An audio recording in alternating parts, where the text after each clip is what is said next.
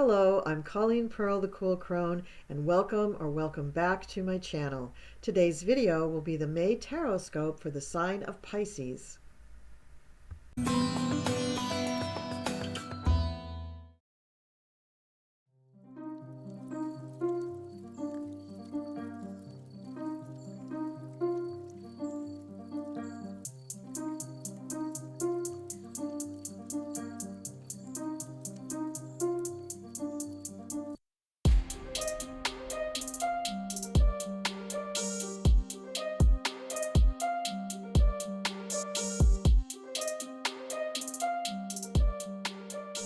So Pisces, I'm using the Tarot of the Vampire. I'll show you, this is the book that goes with it. It's one of the best books on tarot that I've ever read, and I haven't read it cover to cover yet. It's just, you have to take it in small doses. It's very intense. But it's really a beautiful deck, and it comes up with some beautiful messages. So we're starting out, this is week 1, 2, 3, and 4. I have an oracle card here, and one card jumped out of the deck, and I'll read that at the end. So we start out with the first day of May, or the first week of May rather, with the Empress. And the Empress is just what it is in all the other Rider-Waite decks. It's love, kindness, motherhood, beauty, nature, plants, nurturing young things to grow, fecundity, fertility, prosperity, just a lot of really positive Venus energy coming from the Empress. So you open the month with all of this wonderful energy coming forward. And what Ian Daniels says in his book is that when the Empress comes forward like this, she is saying that you're about to enter a process where you need to use gentleness and love in order to birth this new idea or this new project. So we know that you need to be operating out of a place of love, Pisces, in order for this to happen, but also of nurturing and shepherding and gentleness. And then we have the Daughter of Grails. The Daughter of Grails is also about love, but her love is of the virgin princess, the virgin daughter. She's unattainable, she's beautiful, she's all about fantasy. Fantasy art, fantasy love, fantasy relationship, but she promises so much. She's gentle. She doesn't know that she's promising and not delivering on what she promises. She believes in her promises. She believes that she is offering all of these things wholeheartedly. So there's a bit of a mirage, a fantasy, a glamour about this that is a little bit unreal, Pisces. So in this first month of May, we have some little slightly differing, as the Queen says, recollections may vary, right? So you've got some things that you're putting out there, and you've got some situations that you're involved with that require this gentleness and this love, and yet you're also advertising something that you're not quite ready to give. And then we have the Prince of Grails. So we have the Daughter of Grails right on top of the Prince of Grails. I'll just show you him for a bit. And let's explore what he is all about. So this is a person who has secrets. He keeps, like always with the with the Knight or Prince of Cups, he has secrets. He's enigmatic, but he also offers, not unlike the Daughter of Grails, he also offers fantasy and love. And his pull towards you is much less overt. He draws you to him. So we have in this first week, Pisces, lots of hidden desires, lots of unspoken desires, lots of sexuality, sensuality, lots of love effort or love energy being put out by you. And it is yet to be seen how it is going to be received. Now, the Prince of Grails or the Daughter of Grails may be the object of your desire, and you may be one of these, depending on who you relate to more. The Daughter of Grails is more innocent, and her offer is much more wholesome. The Prince of Grails is much more, well, not innocent, much more knowing, much more enigmatic and secret, and outwardly and overtly seductive. So, whichever one you connect to more, that is you, because this is the cups, the water signs after all. And let's go on and see what's going to happen from this first week to the second week. So the second week begins with the Devil. And let's just look at the imagery on the Devil card.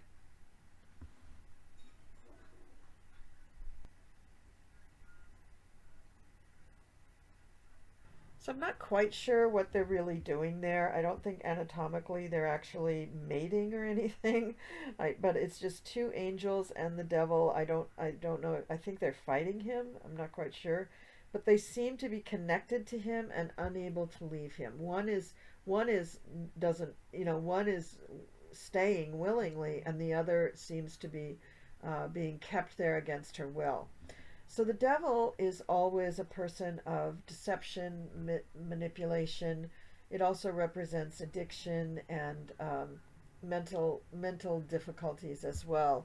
So in this deck, the devil really represents our raw and lustful nature, our nature that is moving towards attaining a feeling of ecstasy, of pleasure, of explosion of energies and passion.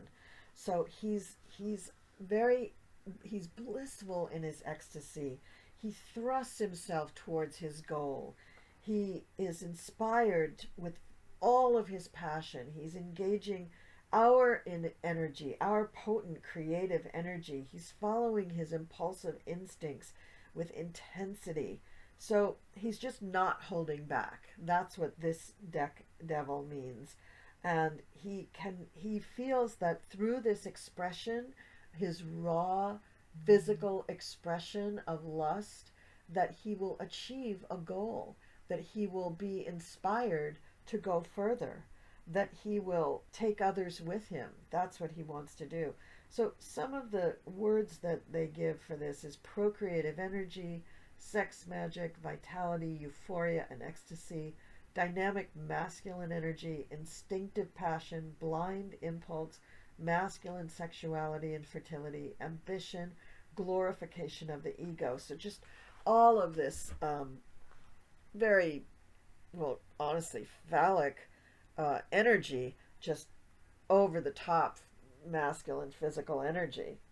So along with these very sexual overtones in the first week, and then we come with out and out just lust for sex, starting in the second week.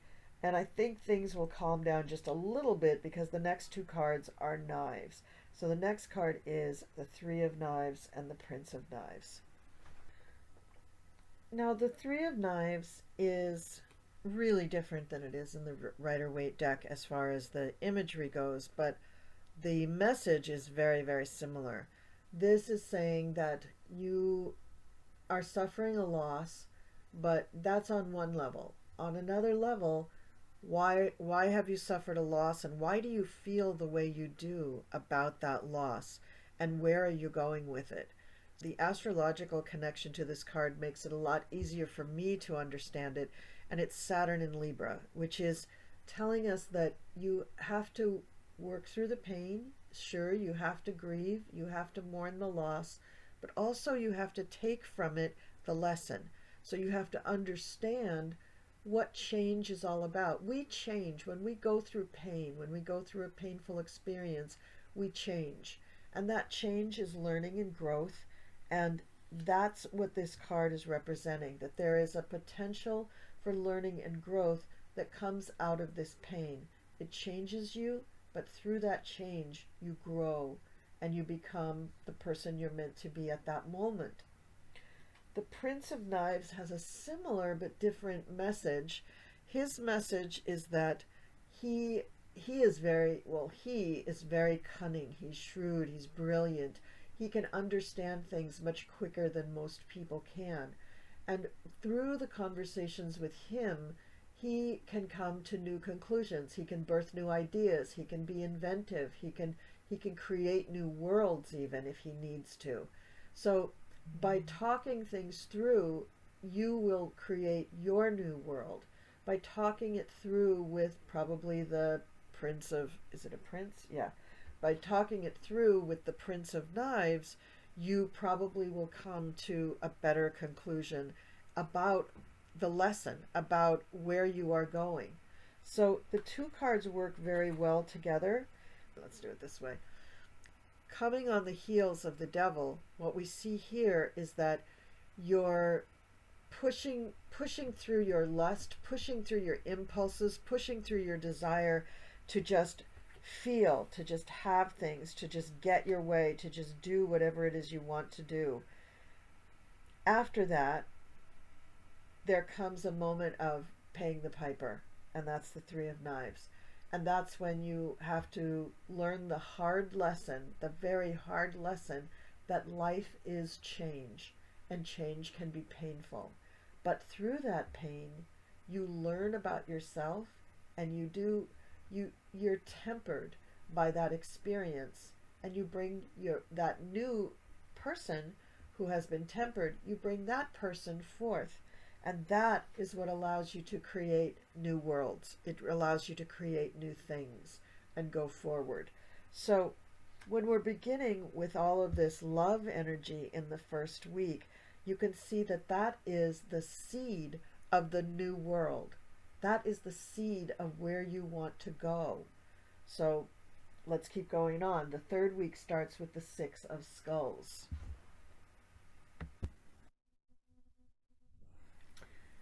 The Six of Skulls. Now she comes in promising that something pleasant, something good is going to be coming into your life very soon. The energy of the Six of Skulls is very much like it is in the other Rider-Waite decks, in that it is a card of generosity. It is showing you where you are sharing things with others, and you are also being gifted by things from others. So it's a big card, it's a big meaning, but it is expanding your consciousness to include your place in the world and your relationship with other people in the world, so that you feel comfortable giving and receiving in this world. And by setting that up, now you're ready to receive big rewards, possibly for things that have been postponed in the past because you weren't ready to receive them. Now you're ready to receive them. It's going to come in a big package. So the things that you're learning, the things that you're bringing forward from the first 2 weeks are preparing you to be ready to receive in the third week. And then we have the card of Fortune.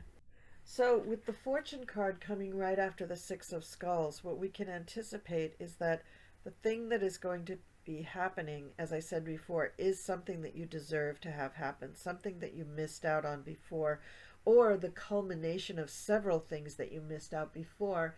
And now with your changes, with your internal changes, with your psychic and spiritual changes, now you have come to the place where you can receive this. And so Fortune's going to smile on you and give you this gift.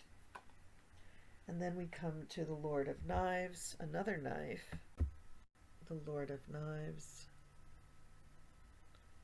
I think it's interesting that he has a mask on. That may mean something to you.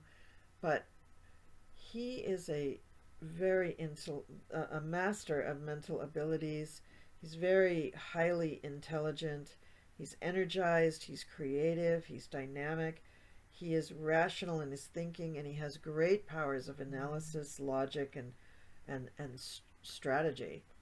So this is a man who knows exactly where he's going, very, very decisive, with sharp perception and a keen intellect.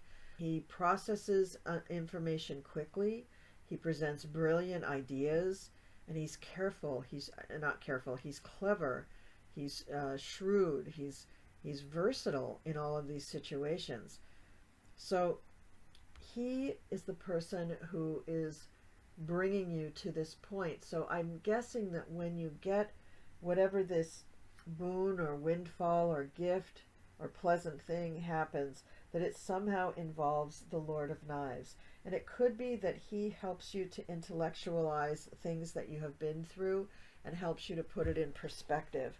You know, Aquarius got a very deep reading like this too, and it's interesting that these two ending signs of the zodiac are getting these really, really powerful, powerful readings in the month of May.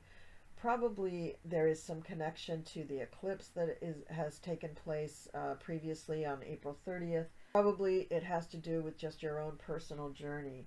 But let's continue on to the fourth week where we have the Three of Grails, which is the Three of Cups.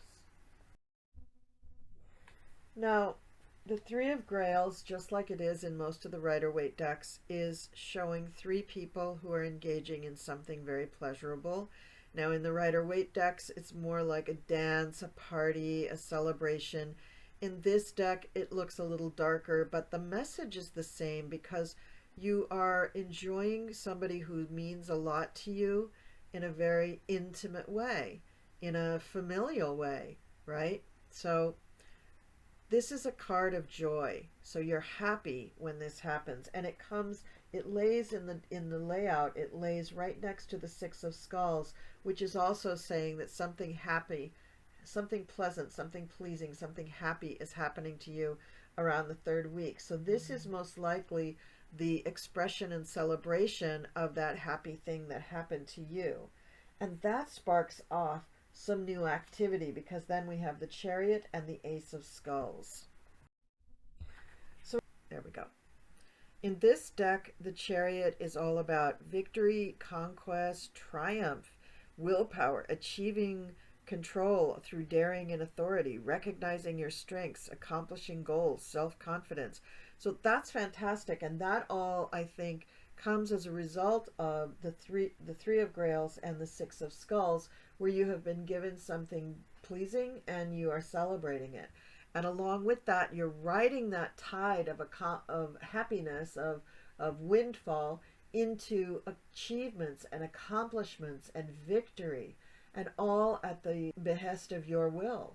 So Pisces, you're achieving something really marvelous this month.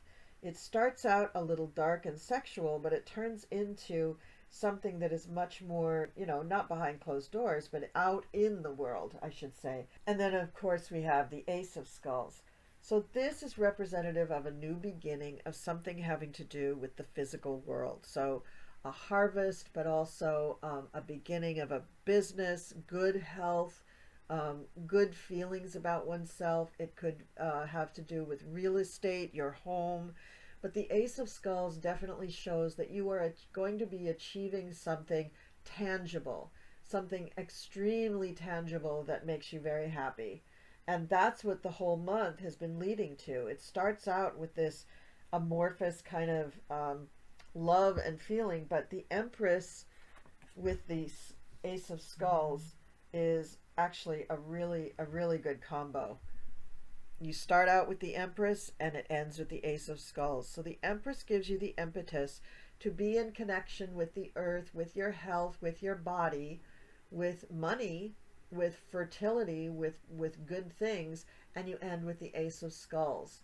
Skulls are pentacles in this deck.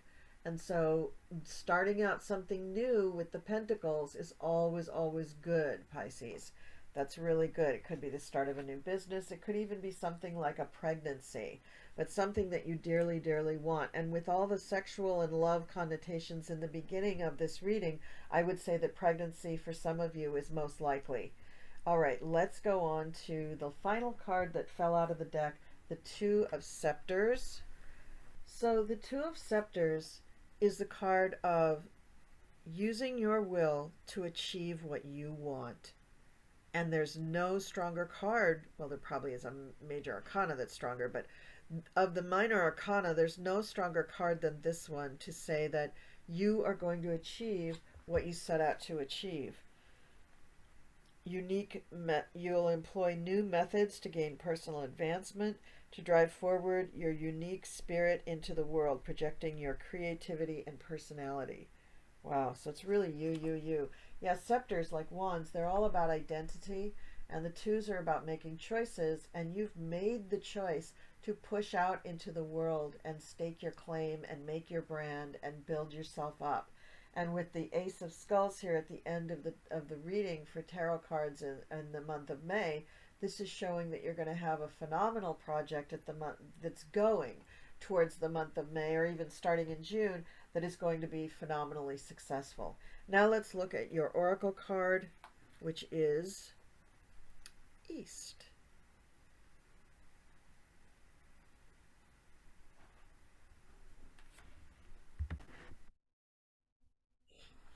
East is about beginnings. So we have two cards that talk about beginnings here. Worry not, a new dawn is breaking. Let go of the old and embrace the new.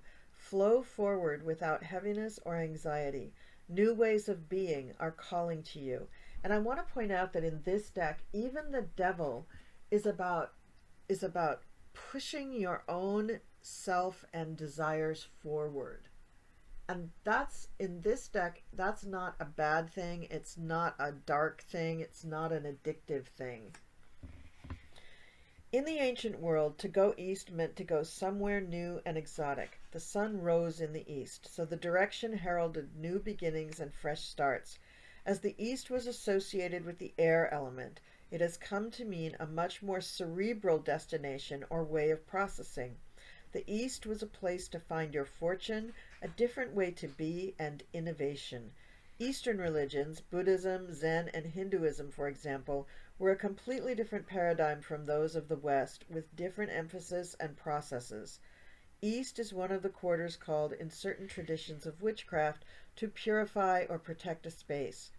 People may call upon the guardians of the East or the Eastern direction as a way of unlocking the protective energies or portals of that element. So, East, start something new. Go in that new direction. Go in that Eastern direction. Go in that more cerebral, more intellectual area of your life and explore, discover, make history.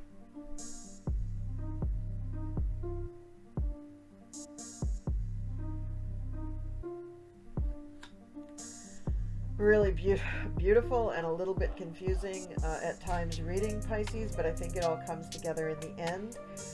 Please leave me some comments down below. This was a pretty amazing reading, I think. This deck is pretty amazing. That's the thing, is that Ian Daniels has written just an amazing tome to go along with this deck that really expands and opens it up to people, because otherwise this imagery just looks dark and vampire-y. It's beautiful, but it's hard to decipher unless you really look at his words. All right, so thank you so much, Pisces. Have a wonderful May. I wish you all the best for the month. Thank you so much for liking, sharing, and subscribing, and I will see you next time.